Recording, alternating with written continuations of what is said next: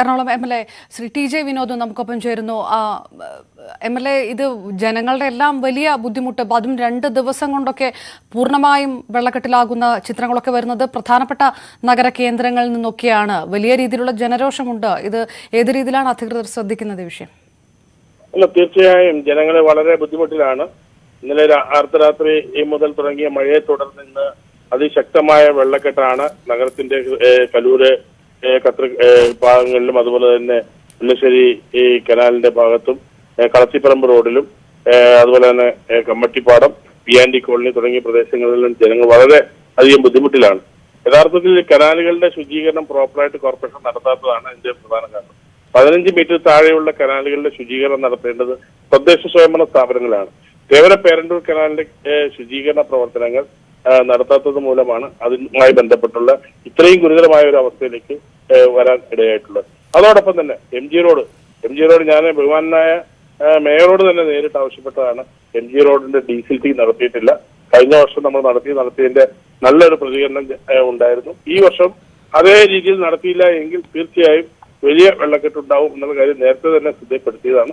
ചെയ്യാവുന്നതേ ഉറപ്പു നൽകിയതാണ്. പക്ഷെ അത്തരം കാര്യങ്ങളൊന്നും നടക്കാത്തൊരു സാഹചര്യമാണ് ഇപ്പോൾ നിലനിൽക്കുന്നത്. തീർച്ചയായും ജനങ്ങളെ സംബന്ധിച്ചിടത്തോളം കാരിക്കാമറി പോലെയുള്ള പ്രദേശങ്ങളിൽ വലിയ വെള്ളക്കെട്ടാണ്. കഴിഞ്ഞ ദിവസം ഭയങ്കര വെള്ളക്കെട്ടാണ്. കമ്മട്ടിപ്പാടം വെള്ളത്തിലാണ്.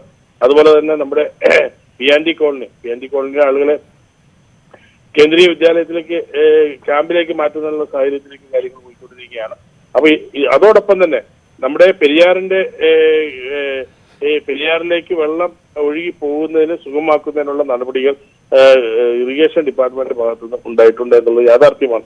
കാരണം നമുക്കറിയാം, നമ്മുടെ ചേരാനല്ലൂർ പോലെയുള്ള പ്രദേശങ്ങൾ, ചിറ്റൂർ പോലെയുള്ള പ്രദേശങ്ങളിൽ രൂക്ഷമായ വെള്ളക്കെട്ടാണ്. ഇതിന് പ്രധാന കാരണം നമ്മുടെ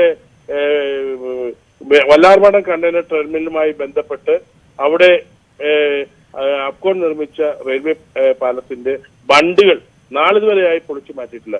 നിയമസഭയിൽ ഞാൻ ഈ വിഷയം ഉന്നയിച്ചാണ്. എങ്കിൽ മാത്രമേ പെരിയാറിൽ നിന്ന് വെള്ളം കൈവഴികളിലൂടെ സുഗമമായി പുഴയിലേക്ക് പോകുന്ന സാഹചര്യം ഉണ്ടാവുള്ളൂ.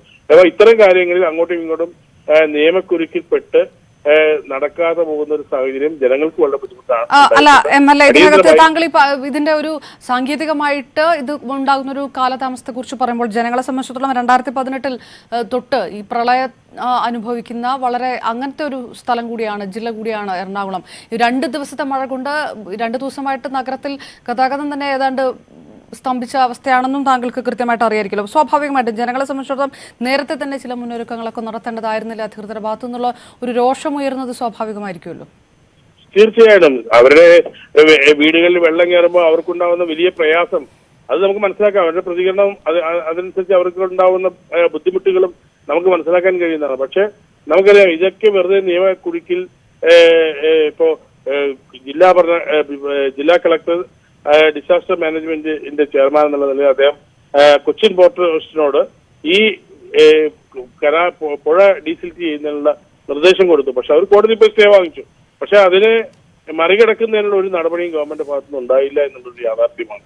അപ്പോൾ ഇത്തരം പ്രശ്നങ്ങൾ വരുമ്പോഴാണ് ജനങ്ങൾക്കുണ്ടാകുന്ന ബുദ്ധിമുട്ടുകൾ പലപ്പോഴും നിങ്ങളിലൂടെ അല്ല പത്രമാധ്യമങ്ങളിലൂടെ ഗവൺമെന്റ് അറിയുന്ന ഒരു സാഹചര്യത്തിലേക്കാണ് പോയിക്കൊണ്ടിരിക്കുന്നത്. നന്ദി. ശ്രീ TJ വിനോദ് MLA ആണ് പ്രതികരിച്ചത്. ഇതിനകത്ത് ഉണ്ടാകുന്ന ചില കാലതാമസങ്ങൾ, കൃത്യമായ രീതിയിലുള്ള പരാതി കൊടുത്തിട്ടും സർക്കാർ തലത്തിൽ പോലും അതിനുണ്ടാകുന്ന വീഴ്ചകൾ, ഇതെല്ലാം കൂടി അദ്ദേഹം സമ്മതിച്ചുകൊണ്ടുകൂടിയാണ് ന്യൂസ് 8നോട് പ്രതികരിച്ചിരിക്കുന്നത്.